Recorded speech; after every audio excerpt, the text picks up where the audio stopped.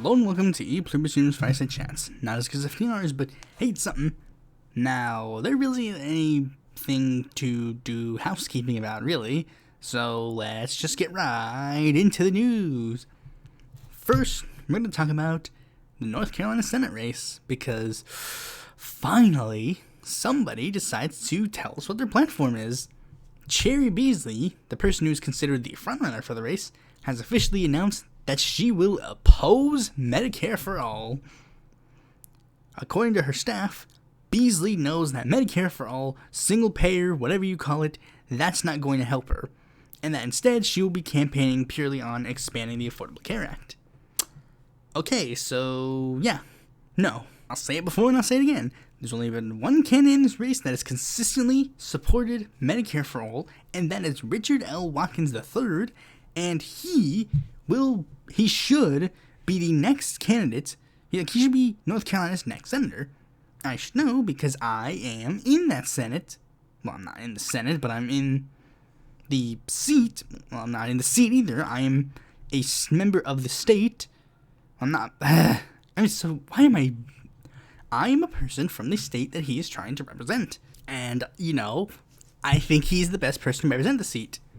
So let me think. In my rankings, it'd be like he's on top, and then Jeff Jackson and Beasley are near the bottom, I guess. I don't know, because there are not that many people in the race, and that other guy who's in the race, the fucking not Steve Swenson, but Rhett Newton or something. He's nothing, and I mean, Erica Smith says words that I'm supposed to like, but I don't trust her in a heartbeat.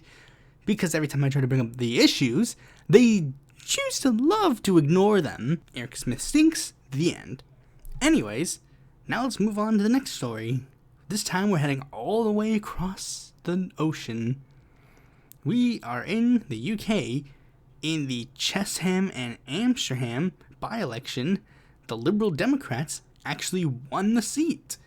It was a huge deep blue seat. The Tories were it was a deeply well-known seat for them, but now the Lib Dems have taken that seat. What is interesting is the results.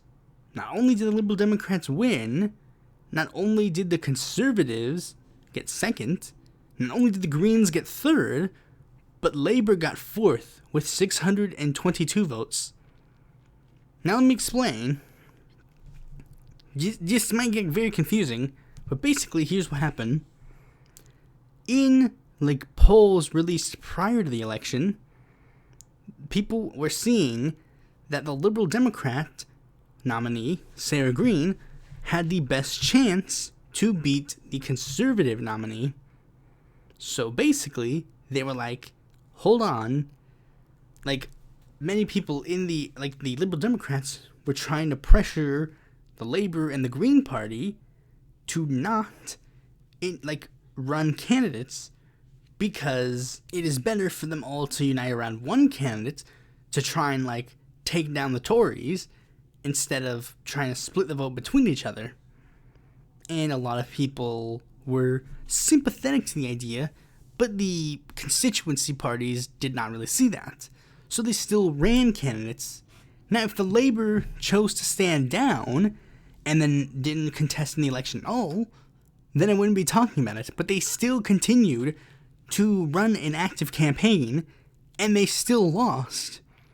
I think that's worth noting, especially considering this is one big thing.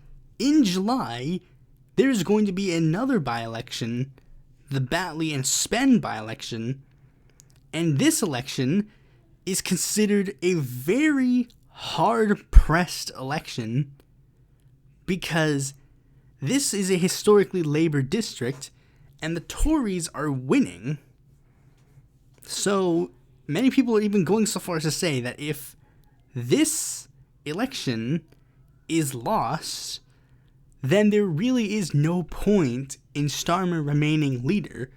Because the whole point of putting Starmer as the leader is that they're we can get rid of Corbyn and then we'll win.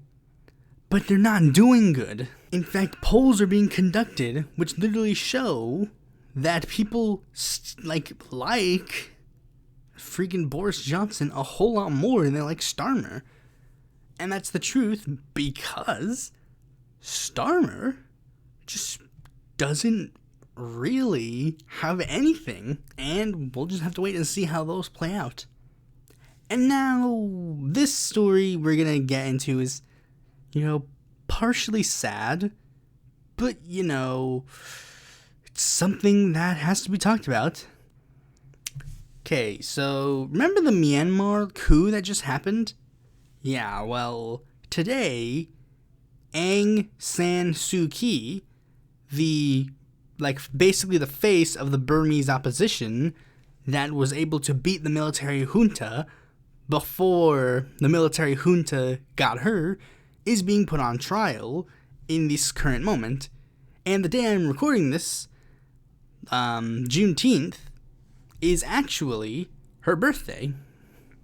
She's going to be celebrating her birthday in prison, and a lot of people in Burma, or Myanmar, are basically they're basically wearing a bunch of flower masks to signify their support for her, while she faces a very uphill battle. No offense, but let's be honest, this is not necessarily going to go well for her. That is just abundantly clear. There's no way that this is going to go well for her, and unfortunately, what I'm hoping for is at the very least, she doesn't, her punishment isn't death. Death would be terrible. Being sent to life in prison, that's terrible as well, especially considering she's 76. So, it's very likely that unless something is done about this Myanmar coup, which is very unlikely, unfortunately, she's probably going to be spending the rest of her life in prison. It's unfortunate, and it's probably going to be a common theme in this episode, to be honest. But anyways, now let's move on to funny dunking on religion. Okay, so the Catholics have voted. Yes, this is true. The Conference of Catholic Bishops have voted to basically deny Joe Biden and any other Democratic Catholic, any Catholic that supports voting rights, not voting rights, abortion rights. They basically denied communion to any Catholic that supports abortion. Oh no, they can't go to your magic fairy tale meetings anymore, or whatever. Honestly, I don't really know much about this, but it's oh well. The one thing that seems to get people's attention about is that the Catholic Church is making a political statement, which is uh-oh, that sounds like tax exemption status about to get revoked. Of course, Biden wouldn't do that, because that would be seen as incredibly petty, and Biden would never do anything petty. No. But speaking of it, why don't we go back to bad news and foreign elections, not elections. This isn't really foreign elections, but it's foreign news. Okay, so there is a YouTuber by the name of Friendly Jordies. They are a YouTuber who is 21 years old. Well, I don't think they're 21, but the person, I'll explain why. Okay, so Friendly Jordies is a YouTuber that makes sort of political content, but their content is not necessarily super political in a sense. They're mostly a political jokester, a Daily Show type. The idea is not to explicitly advocate for specific politics, but just simply to poke fun at the political scene. And one of his current targets is John Barilaro, real name Giovanni. Now, one of his major contentions is that he's made a lot of jokes about him. Italian jokes, or jokes he's corrupt, and what he's done is basically destroyed his area, which, he's called out his corruption, stuff that you basically do about any politician. This is the truth about any politician. You make fun of how they look, you make fun of how they act, and you make fun of their corruption. That's how you do it. Well, John has decided to sue this YouTuber, and not just that, when the YouTuber kept persisting and making more jokes at the expense of him, he nearly got one of his 21-year-old YouTube producers, he nearly had them kill their dog with the police, and assaulted them, broke into his house, and essentially just tried to silence him. Now, there are a lot of things that we could talk about And there's one thing we should mention. This guy, I mean, I don't know his political views, but from what I'm seeing, he's not necessarily like a lefty in a sense. I'm not necessarily sure. He's not a conservative, I don't think. He's like a libertarian, I guess. I guess this guy actually has a lot more connections to the main topic of this video than I thought. But anyways, this guy basically, he's no saint, I guess. Like, he's no saint, but he called out the guy's corruption and is trying to get silenced because of it. On the principle, we really do gotta be like, yeah, this is screwed up. Especially considering this is such an extremely benign thing. A YouTuber made fun of a politician, and now the politician is trying to get that guy thrown in jail. I know it's Australia, and they have a lot less stringent freedom rights laws, but I think it is probably, like, worthy of bringing this to the attention of people who might want to know if this is a potential scenario that could happen in the United States, which it could, but we'll have to wait and see how that plays out. Now that we've done some bad news, let's talk about some good news. First, Cori Bush and Bonnie Watson-Coleman introduced a federal bill to decriminalize drug possession and replace with health-centered approach. They introduced on the 50th anniversary of the war on drugs, and basically, like, you get it in the name, they basically want to decriminalize drug use and replace it with a bunch of different, like, types of laws, like focusing on health rather than jailing. Very good thing that is being introduced and, you know, having sponsors and stuff. This would be a great bill. This is a great bill, and I really support Cori Bush for doing this. And people are like, oh, but Cori Bush is... Guys, Cori Bush, like, not that long ago, introduced a bill that will literally, like, publicize, like, make public utilities. Jesus, socialist, what are you talking about? Anyways, now let's move on to another good story. The House has just voted to repeal the 2002 Iraq War authorization as Senate prepares to take action. It passed 268 to 161. And the major notable moments is that 49 Republicans joined the Democrats, and 1 Democrat joined the Republicans in voting against it. And that's Eileen Laraya, which is so like her. Being really stupid. That's just so like her. And there was even a huge amount of drama because, you know, Liz Cheney, you know, who's been trying to get, like, a bunch of praise on liberal media, she's, like, came out against it, like,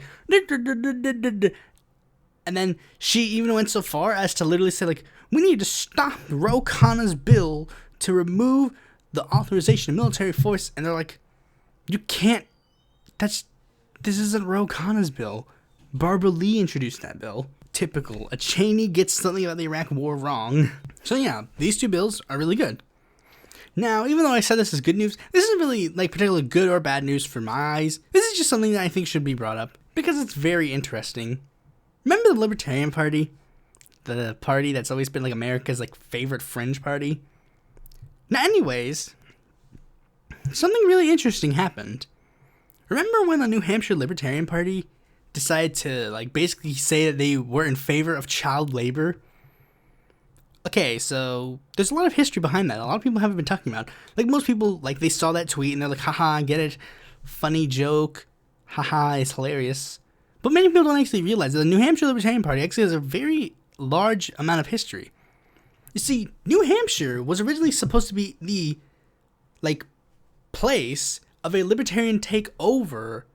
Like, libertarians literally planned to take over New Hampshire. Basically, a bunch of prominent libertarians would move to New Hampshire, run in very winnable seats, and then try to change the government of New Hampshire from within. It was called the Free State Project, and it didn't necessarily pan out, obviously. But the New Hampshire Libertarian Party has also been, like, very well known for its, for being a lot more radical than the mainstream Libertarian Party. And that's not helped by the fact that, and this is one thing that I was really mad that, like, Vosh didn't notice, and he talked about it in his episode. Like, everybody remembers that famous story of, like, in the 2016 Libertarian Party presidential debates when Gary Johnson said that driver's licenses is a good idea, and then he was booed off the stage, and then there was this one candidate that said, like, oh, what's next? We have to put toast in our own damn toasters? Like, have a license to do that? that guy was the chair of the New Hampshire Libertarian Party. And before that, he was the chair of something called the New Hampshire Liberty Party, which was a party that was way more radical than the New Hampshire Libertarian Party. And then he took over the New Hampshire Libertarian Party, hence becoming its chair, and then trying to make the party a whole lot more radical, which is what happened here with them saying that they proposed legalizing child labor. But then, here's what happened after that tweet came out. The New Hampshire Libertarian Party chair at the time, who was not Daryl Davis, who was someone else, basically saw that tweet and was like, okay, new plan, and then kicked out every single, like, ANCAP type libertarian that you could think of.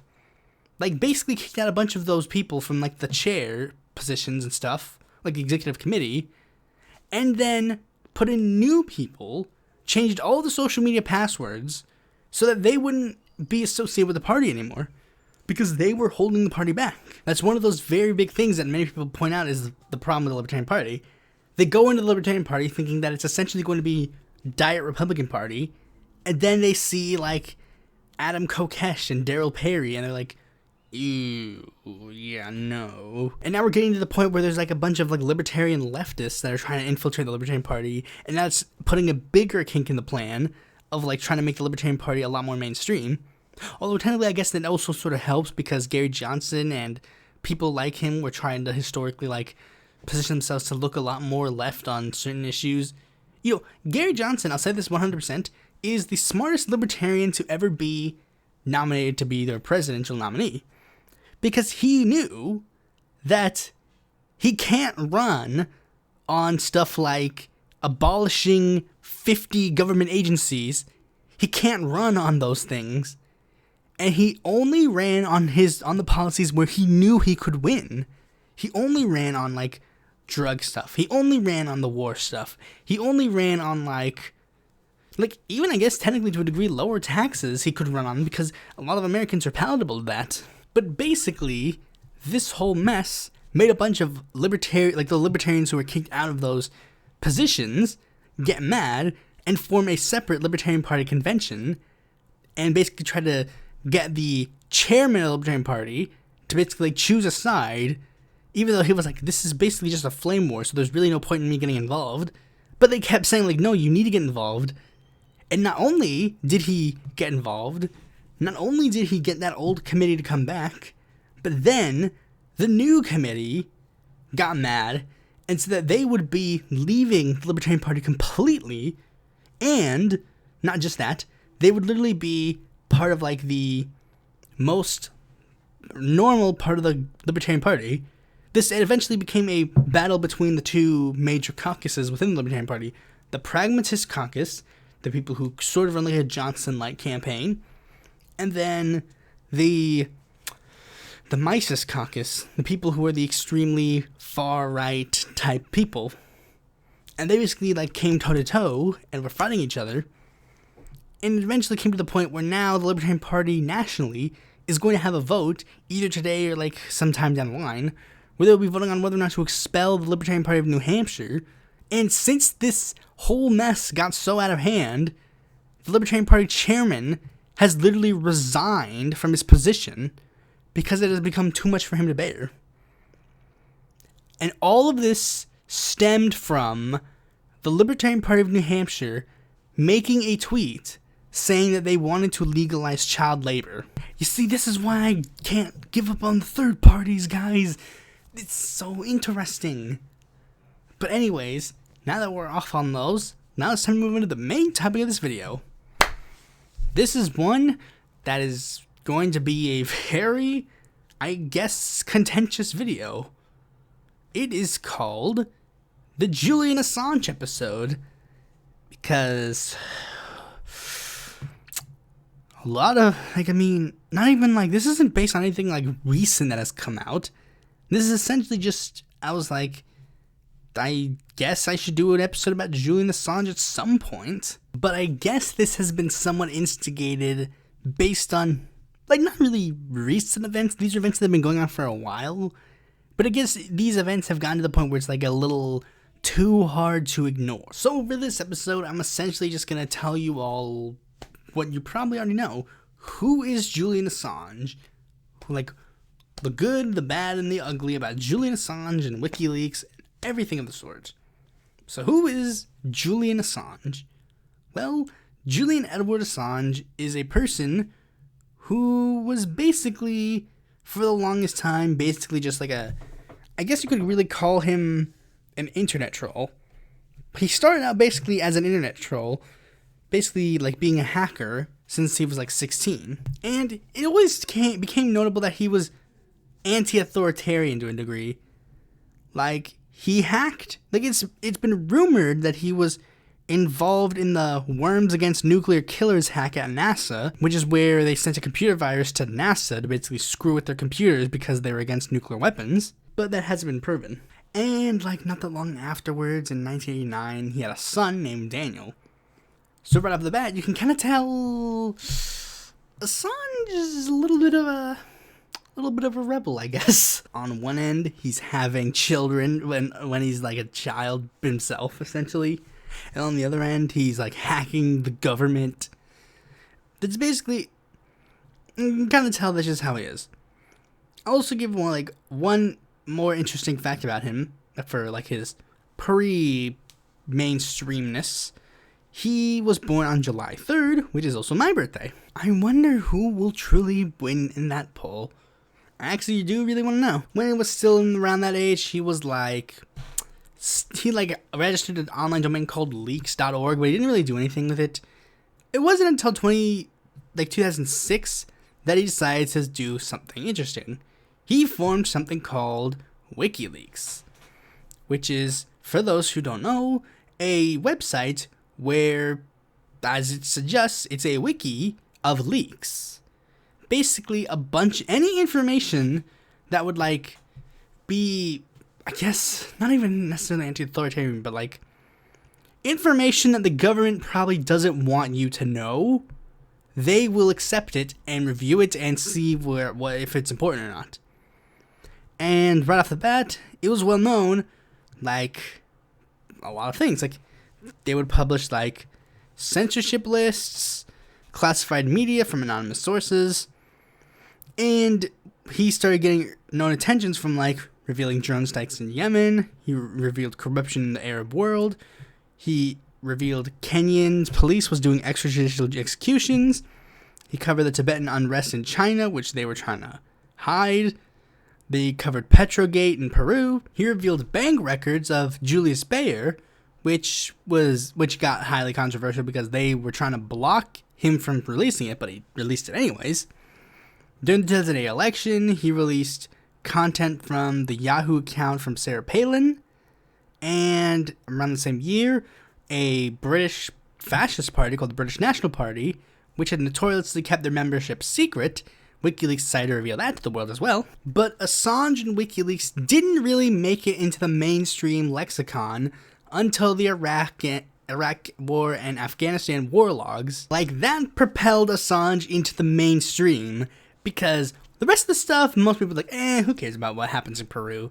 But it was like, now they're revealing, like, American classified information that was coming from sources that were in the U.S. government. Chelsea Manning, this was coming around 2010, and that's when things started getting interesting, because, one of the biggest things that they released was something called the Collateral Murder video, which showed U.S. soldiers fatally shooting 18 people from a helicopter in Iraq, which included Reuters journalists Namir Noor Eldon and his assistant Saeed Shimag. Now, the interesting thing is that Reuters was trying to get that video released to the public. They're like, we have a suspicion that you're involved in this somehow in the United States. Can you give us this video via the Freedom of Information Act? But they said no.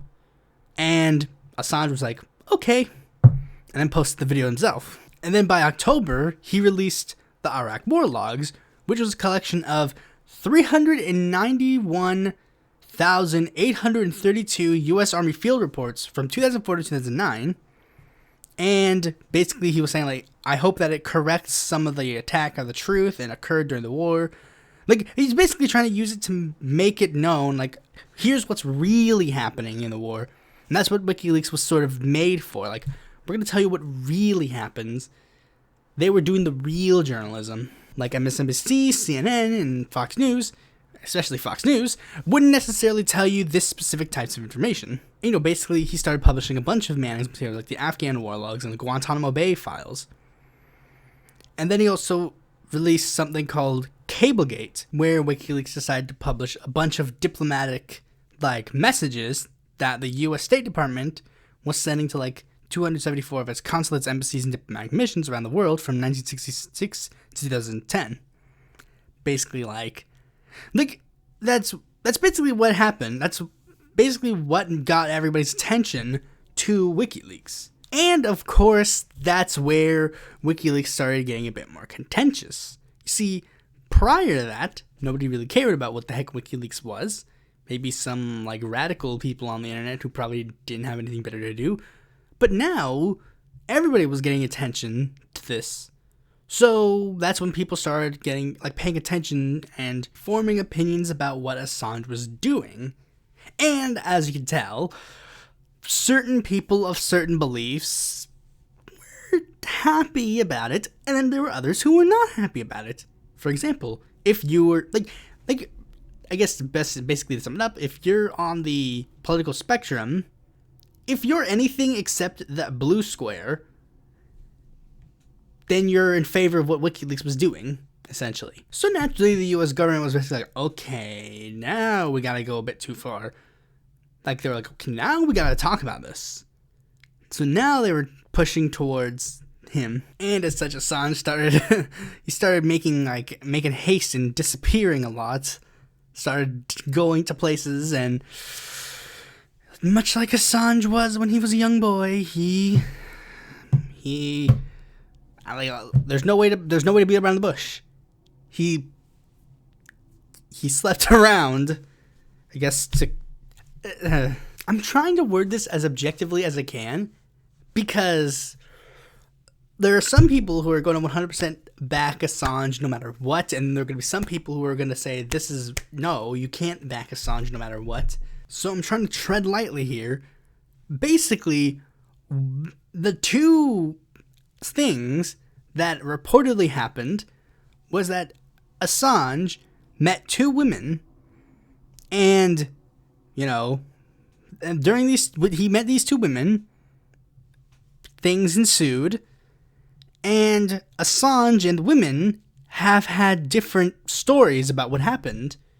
Assange says that he had some fun with the ladies, as you do. The ladies were a bit more not nice about what it is. You see, they started originally saying, like, Assange was a bit more pushy than we'd wanted him to be. And then, the accusations evolved into full-on rape allegations. Now, the thing is, I can't 100% say if I believe or don't. You can watch previous episodes, and I think even previous episodes talk about this specific case, and I was a bit more harsh, and I shouldn't have been, probably. But I'm trying to be as fair as I can. The situation surrounding this specific case got a bit fuzzy due to many things, and we'll get into certain parts of it in a bit. But it's like, if they legitimately believed in what they were saying and stuff, they didn't go about it the right way. Now, some of it we can't necessarily blame them. Like, for example, the allegations arose while Julian Assange was being hunted by basically the U.S. government. Now, you could raise suspicion at that, but then again, you could also say, well, then Julian Assange probably shouldn't have raped people when he was being investigated by the U.S. government. Yeah, that's a possibility too. Especially considering we'll soon figure out again. I mean, I'll just say it now. Spoiler alert, he has another kid. And reportedly he has another kid. Like, apparently he has a kid in France with some random person. And he's, like, got a kid on the way, I think. No, he doesn't have a kid on the way. He has 2 kids with like a woman he met at, like, you know where the story heads at this point. But basically, like, you could tell Assange, he doesn't think with the right head, I guess you could say. Now, basically, while he was on the run from the U.S. government, he went from country to country, basically hiding, until eventually he made his way to the Ecuadorian embassy in London. And then, at the behest of the Ecuadorian president, Rafael Correa, who is a socialist, who supported what Assange was doing, they were essentially like, okay, you can live here, and in fact, you can continue doing what you're doing. Like, they basically let him continue doing what he did, and people were very supportive.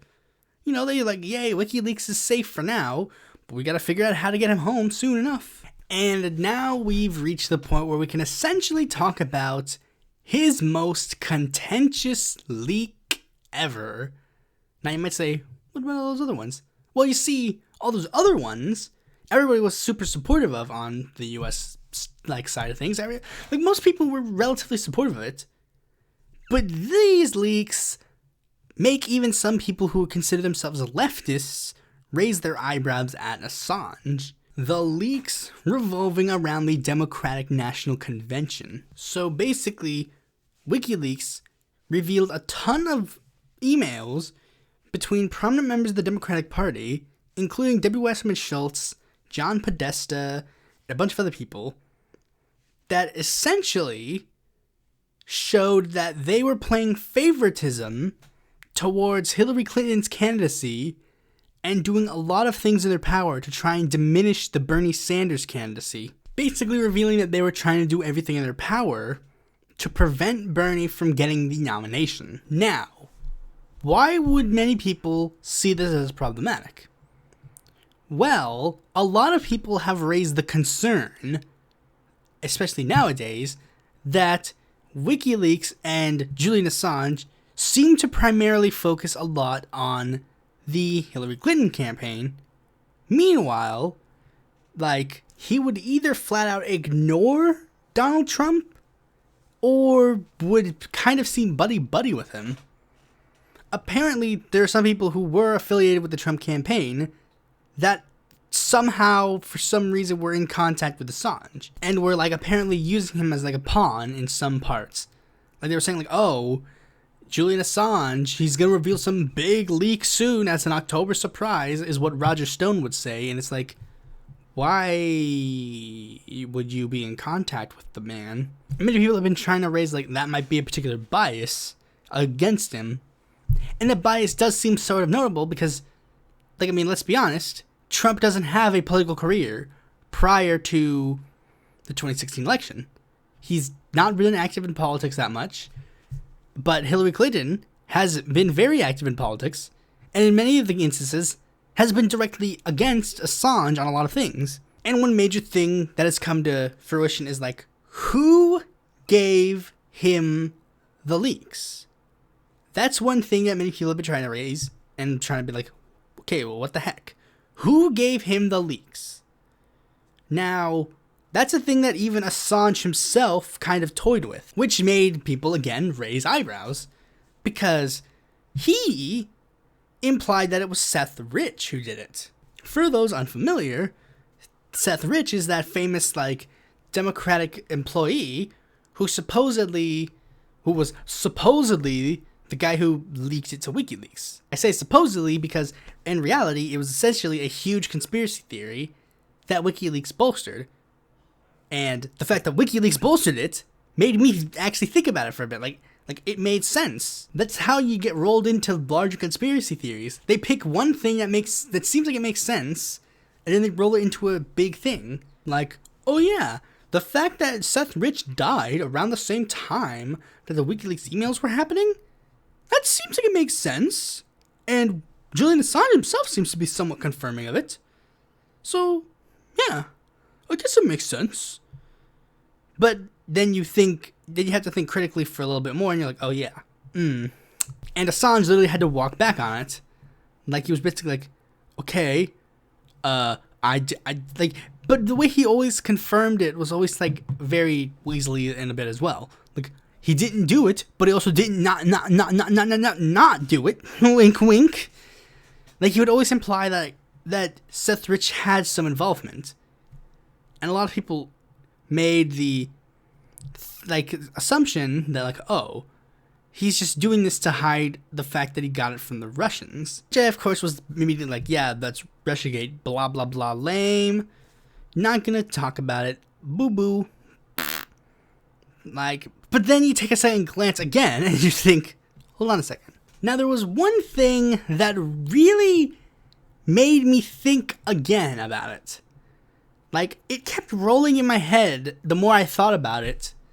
This was one thing that I couldn't explain. And it was the one thing about, like, whenever I would get into Russiagate arguments, that was the one thing that if anybody brought that up, I'd legitimately be like, okay, yeah, I'm stumped. I don't get that. Because it never made sense to me. Now, with Russiagate, it's like one of those things where it's like 99% of it is BS, you know, yeah. But then there's, like, that one piece where it's like, huh, here's what it was. At the Green Party's National Convention in Houston in August, Julian Assange addressed the assembled delegates via video conference about hacked documents published by WikiLeaks showing Democratic officials working to the tip of the party's primary towards Clinton and against Sanders. Now, at the first glance, that doesn't seem that notable. Okay, Julian Assange appeared at a convention, so what?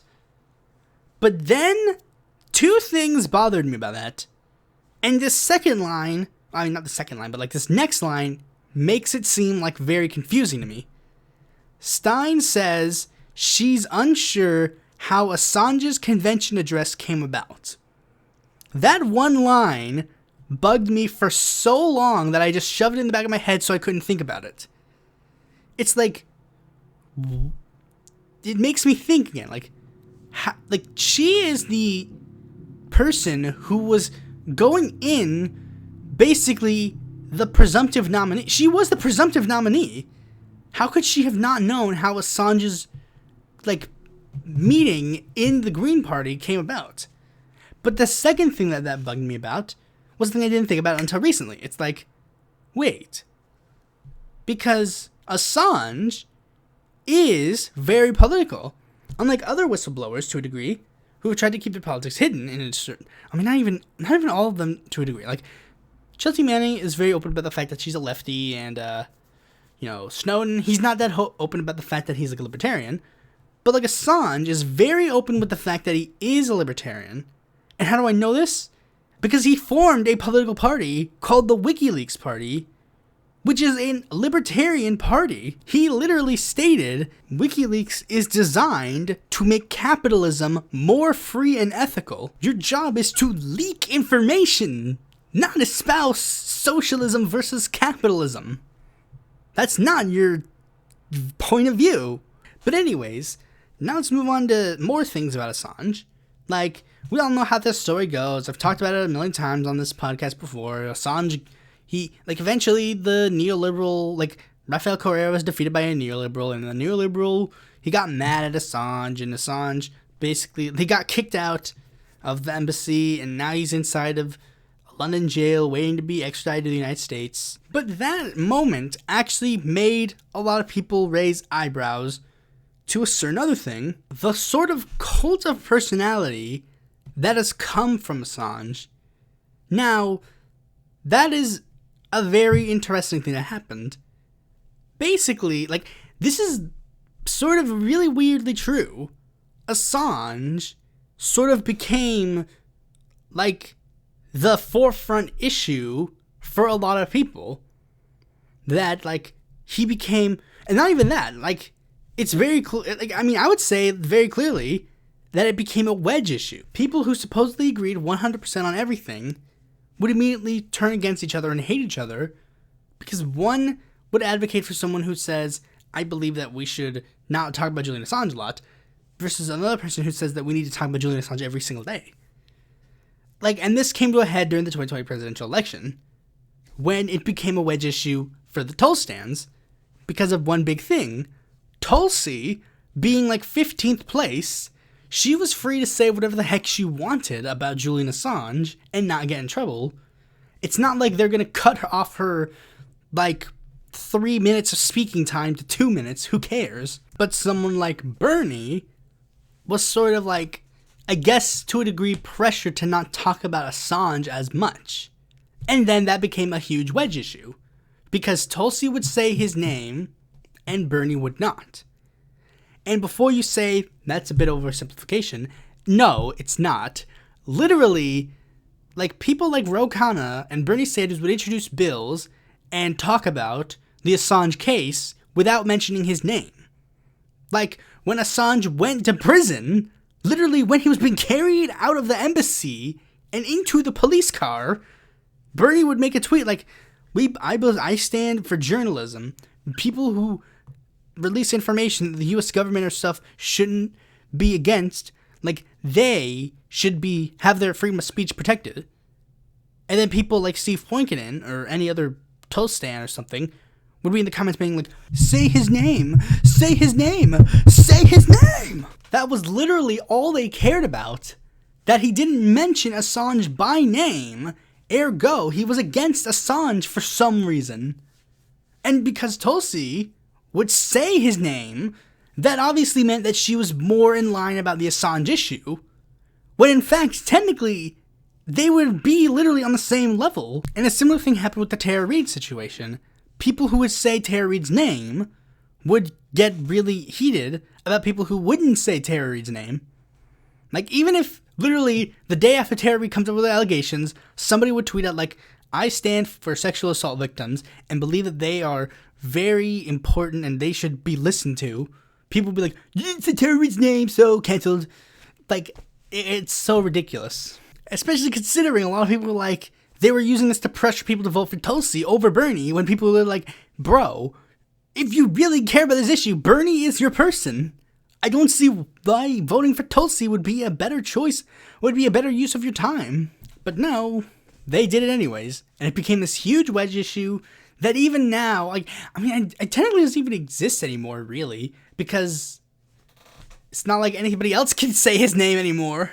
The same people who were doing this were also the same people who were trying to pressure Trump to pardon Assange. And so they're like, you dummies, you absolute freaking morons. Trump is the one who tried to extradite Assange. You absolute freaking morons you thought these people were, they were literally up till the day of, were saying that Trump was going to pardon Assange, and it was going to be this big, massive, like, pardoning of Assange, and it's like they were like, it's basically like when Obama pardoned Chelsea Manning. It's like, but Obama, like, pardoned her in, like, the last week, not freaking the last day.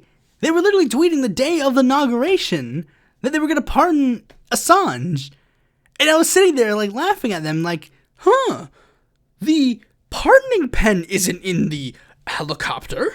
But no, like, again, this is so freaking stupid. The one person who could have saved Julian Assange,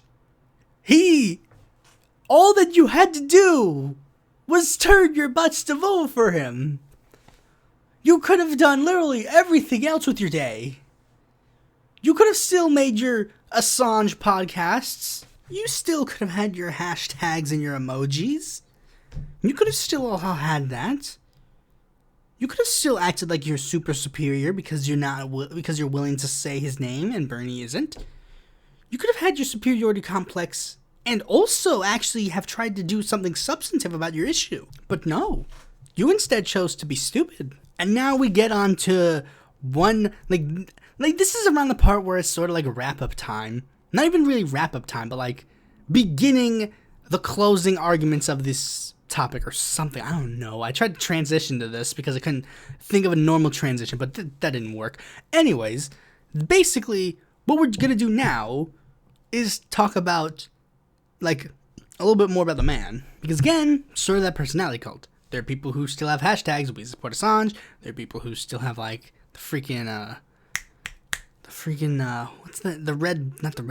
yellow ribbon that's supposed to be an Assange emoji, even though the hourglass emoji would have worked fine.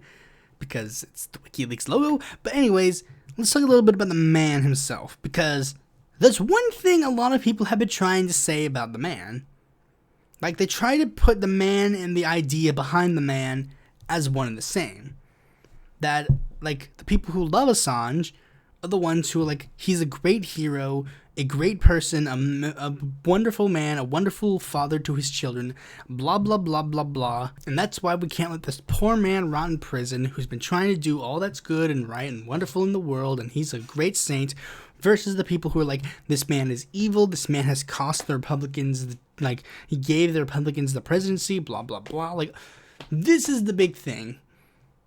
You need to understand, this is the one thing everybody doesn't seem to get about Julian Assange.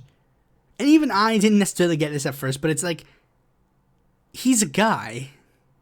He's not an idea. He's not a philosophy. He's not anything else but a man.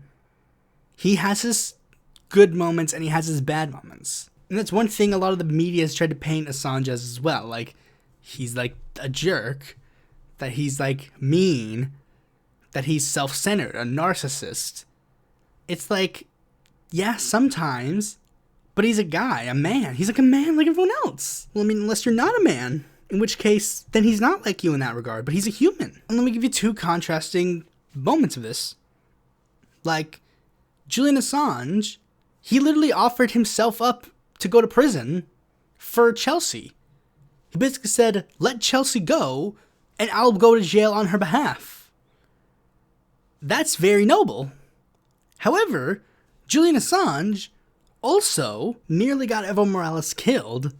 Now, this is one thing that was funny, that it was being brought into the attention, because it's literally like, a lot of the same people who are like the Assange people were bringing this up, but it's like, you guys are aware that Assange did this, right? Basically, here's what happened. Edward Snowden was stuck in Russia, and they wanted to get him out. So the idea that Assange had was that he was going to get one of the Latin American presidents that supported what him and Edward Snowden were doing, and basically get Snowden on one of their planes and then fly to their country so that they could get Snowden into a safe area, as opposed to Russia, which Russia, they'd let Snowden stay, but it's not because of any good reason. They'd only do it because, well, he's already stuck there, and there's no point in them giving Snowden to the United States, because that's exactly what the United States wants. And historically, Russia doesn't really care what the United States wants. But as a test, Assange basically made it seem like they were going to do that with Evo Morales. So then, Evo Morales, when he was in Russia and giving an interview to RT, he was flying back to America, not America, like Bolivia. They forced his jet to go down because, like, they thought, Snowden was on the board, so they had to get him off of there. They're like, we need to bring Snowden into custody to America, and we can't allow this. And everyone else was like, yo, bro, what are you doing? And they're like, you're gonna come down in one of our countries right now, or we'll have to be forced to take lethal action. And it's like, oh, okay. They checked, no one's on board, and Evo Morales leaves. All the countries immediately apologized, but then immediately it was like, wait, Assange, what? You did this? Like, when I first heard this story, I was literally like, oh, this is stupid. But then it started like, wait, Julian did this? And it was basically like, don't worry, guys, it was all a test. And it's like, but you, like, the people who were in the Bolivian government, they're like, dude, you could have gotten Evo killed. And it's like, yo, bro, I'm sorry. It's not my fault, it's the United States' fault. And it's like, but yeah, but dude, you're not doing good either. And now another thing is that a lot of people, like, let's be honest, it's pretty clear that Julian Assange is like not even like that much of it. I guess you could say it. He's not that good of a father because, as I've stated before, he has like a lot of kids, and obviously he hasn't been able to look after them for a number of reasons. Him being 19, I don't know why he didn't look after his kid in France, and these two kids he can't really look after because, he's in jail. But I mean, as you can see, like, he is clearly not that much of a good father. I don't even know if that's necessary. Like, obviously I don't know Julian Assange personally, so I can't really attest to if that's truly just because he's out. Like, he's just not there. He can't just be there because he's on the run. But it could also just be, like, just considering it was, like one of the, like those ones from whom he was way younger. It's pretty clear that I don't think he's really the best father, I guess. Now, that really only works for the people who are really, really, really into the, like, Assange cult type things. To be honest, not a lot of people actually are in the Assange cult. The people who are like, Assange can do nothing wrong and he's a brilliant man and blah, blah, blah. I'm not even in that. It's like, but I don't really care if Assange is like a dick or not. Like, it's not really relevant to the situation. What is relevant is what he reveals and what he's talking about. And yeah, I would argue that he's basically done a lot more good than wrong, in my opinion. And now you might even say, even the DNC leaks? Yeah. That's information that should be known by the American people. We should know if one of our parties is legitimately just like, yeah, we just want to screw one candidate in favor of the other. We could see some of it, but the confirmation isn't even that bad of a thing. I believe Assange should be free to the world. Because I think he's done way better, like he's done way more good in the world than he's done bad. And it's really like, that might get people to be like, hey, no, you can't support Assange. No, but yeah, I can. I can and I will. If you want to debate on like if the things that he released were bad, feel free, but I think for the most part I'd win. The closest thing you'll get is that he might need to redact some things, because apparently some of the things that he did release for, like, social security numbers, so it's like, ooh, yeah, should probably at least censor those out. But anyways, thanks for watching this video. Be sure to like, comment, subscribe, and click that bell so you're notified if a future video comes out. And if you're interested in more content from me, you can go to my website, follow me on Twitter, join my Discord, or check out my articles on the Independent Political Board.